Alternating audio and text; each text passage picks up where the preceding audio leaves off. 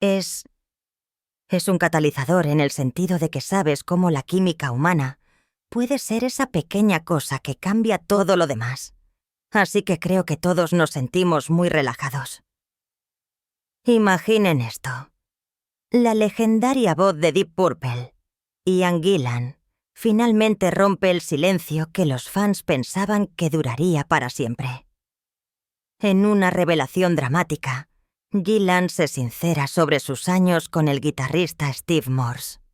No con admiración brillante, sino con verdades duras e inesperadas que impactan al mundo del rock. Las palabras tienen peso porque Gillan no es solo un forastero. Estuvo al lado de Morse en el escenario noche tras noche. Ahora, con el tiempo transcurrido, pinta una imagen que dista mucho de ser halagadora. Lo que una vez estuvo oculto tras luces púrpuras y amplificadores rugientes, se arrastra hacia la luz del día. Profundas frustraciones, choques de ego y heridas que nunca cicatrizaron. Cuando Steve Morris se unió a Deep Purple en 1994, la banda se encontraba en un lugar frágil, casi desmoronándose. Ritchie Blackmore se había marchado una vez más, dejando heridas que apenas habían comenzado a sanar, y el grupo necesitaba desesperadamente estabilidad. Al principio, Morse parecía un salvador, un guitarrista hábil con un currículum que se extendía desde los Dixie Dregs hasta Kansas. Un hombre con potencia de fuego técnico y disciplina, pero el contraste era marcado. Gillan recuerda que no todos los miembros lo recibieron con calidez. Lo que parecía un rescate para la banda se sintió para otros como un frío reemplazo. Tras las sonrisas educadas, el resentimiento se gestó, espeso y tácito. Algunos creían que el estilo de Morse chocaba con el ADN mismo de Deep Purple. Su nítida magia técnica fuera de sintonía con el sonido crudo y místico que los fans exigían. Para Gillan, la tensión era clara. Morse no estaba entrando en una hermandad. Estaba entrando en una tormenta. No una familia, sino un campo de batalla, donde cada nota cargaba con el peso de la sospecha y cada gesto revelaba la distancia entre él y aquellos que nunca lo aceptaron realmente. Piensen en la larga historia de Deep Purple de egos en conflicto. Esto no fue una excepción. Pero con Morse, el contraste fue más marcado que nunca. Gillan ahora revela cómo los ensayos se convirtieron en agotadoras luchas de tira y afloja. Morse impulsaba sus pulidas, casi académicas, ejecuciones de guitarra, como un científico diseccionando el sonido, mientras que Gillan luchaba desesperadamente por preservar el caos crudo e impredecible que siempre había definido el alma de la banda. Las canciones se convirtieron en campos de batalla, chispas de creación instantáneamente sofocadas por discusiones, donde el perfeccionismo de un hombre estrangulaba el instinto de otro. La atmósfera oscilaba entre estallidos de brillantez y un silencio sofocante, dejando a todos exhaustos. Gillan recuerda el agotamiento que suponía, la forma en que la creatividad se congelaba bajo el peso de la exigente presencia de Morse, cómo incluso la risa parecía desvanecerse en esas tensas habitaciones. No se trataba solo de notas musicales, se trataba de identidad, orgullo y propiedad. ¿Quién definía realmente a Deep Purple? ¿Era la mano clínica de Morse o el fuego indómito que Gillan intentaba defender? Esa inquietante pregunta nunca abandonó la habitación y les carcomió hasta la médula. Los conflictos no se detuvieron con Gillan. Roger Glover, Don Ari e incluso Pacey se inquietaron con los hábitos de Morse. ¿Cambio de ritmo aquí o un poco más rápido? ¿Un poco más lento? No lo sé. Dividir los solos 24 alto juntos o hacer eso. Necesitamos otro middle eight o sección central o para algunos parecía más profesor que camarada, más técnico que hermano del alma. El contraste era marcado, mientras que los demás anhelaban calidez, risas y camaradería imprudente. Morse a menudo transmitía un aire de desapego, una fría distancia que helaba la habitación. En el backstage, la risa que antes rebotaba en las paredes a menudo moría cuando Morse entraba, dejando solo silencios tensos y conversaciones a medio terminar. Gillan recuerda noches en las que la camaradería se convirtió en frío aislamiento. Cada hombre atrapado en su propio mundo, sintiendo una pared que no podían romper. Los fans veían actuaciones pulidas bañadas en luces, pero la realidad tras la cortina era mucho más oscura. Dentro de la máquina púrpura, los engranajes chirriaban violentamente entre sí. Lo que parecía armonía o armonía Shesi en el señor en el escenario era en realidad una máscara que ocultaba fricción, resentimiento y heridas que se negaban a sanar. La reputación de Morse por la fricción no se limitaba a Deep Purple.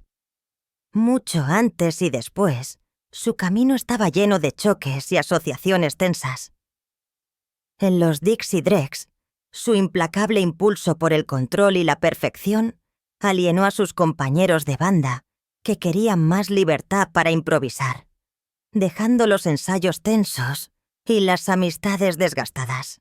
Con Kansas, su estilo volvió a dividir las opiniones. Algunos admiraban su deslumbrante técnica, pero otros sentían que nunca perteneció del todo a su universo melódico, como si su voz hablara un idioma diferente al del resto del grupo del este.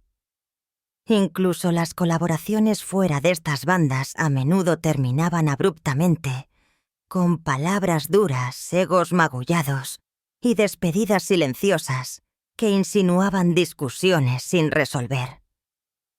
Los músicos que trabajaron con él describen proyectos que comenzaron con promesas, pero se derrumbaron bajo el peso de visiones enfrentadas y los estándares inflexibles de Morse.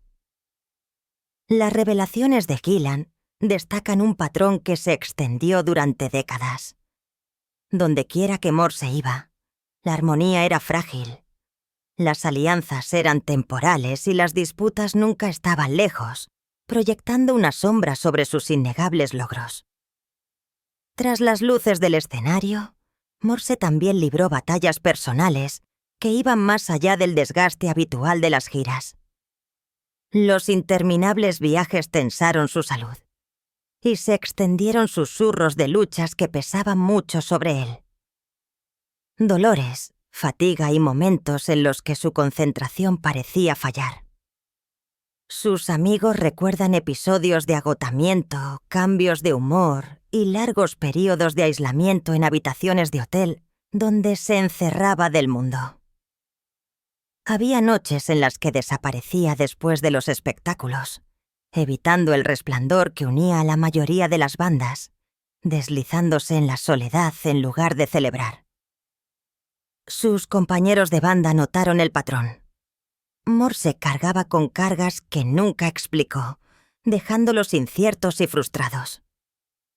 Para Gillan esto añadió otra capa de dificultad al trabajar junto a alguien encerrado en sus propias luchas, pero incapaz de compartirlas abiertamente.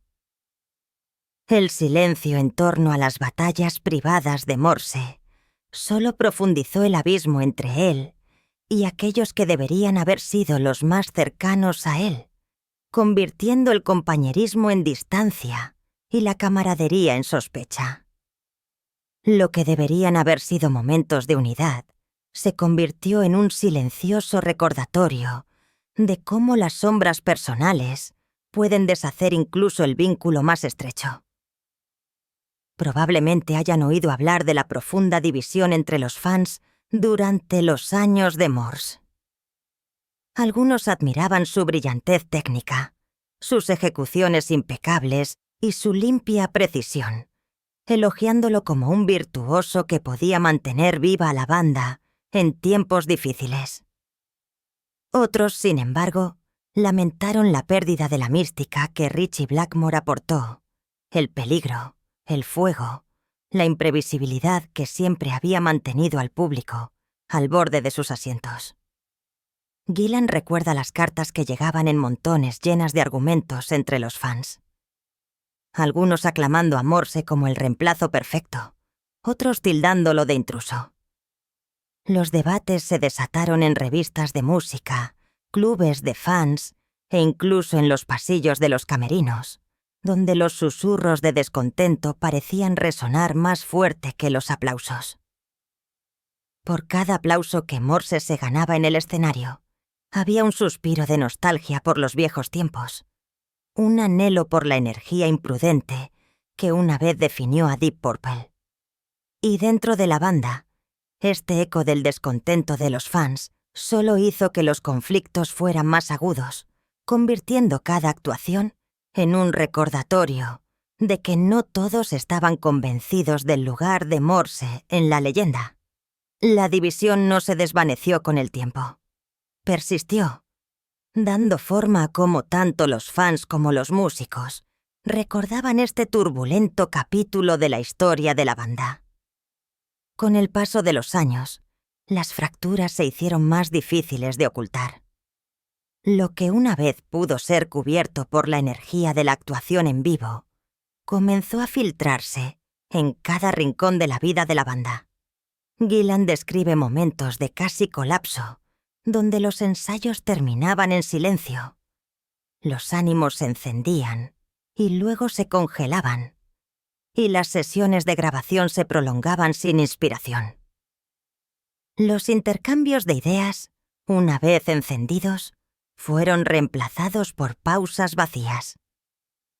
La chispa que había impulsado al grupo desde los años 70 se redujo a cenizas. Las giras se volvieron más pesadas, cargadas de amargura tácita, por miembros que viajaban por separado, por noches en las que los pasillos de los hoteles resonaban con portazos en lugar de risas. El sentido de hermandad que había sostenido a Purple, a través de décadas de caos, era más delgado que nunca, estirado hasta el punto de ruptura.